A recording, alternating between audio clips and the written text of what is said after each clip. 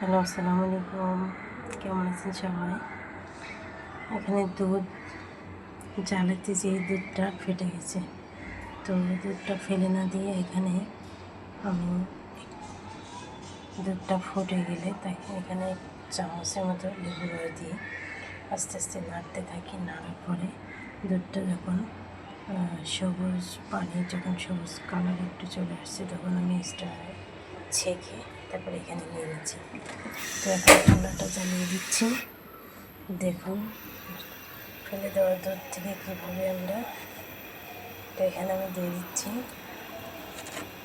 এখানে মতো দুধ দিয়ে দিচ্ছি। দুধটা এটা আমি সুন্দরভাবে মেখে নেব। ছানাটা তৈরি করতেছি একবারে।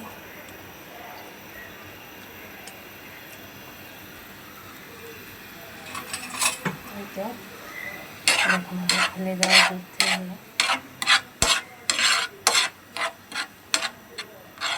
চাইলে এভাবে ছানা তৈরি করতে পারি।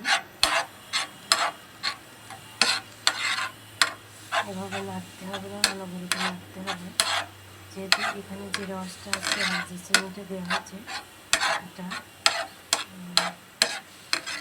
জাল করা পর্যন্ত এভাবে অনবরত নাড়তে হবে।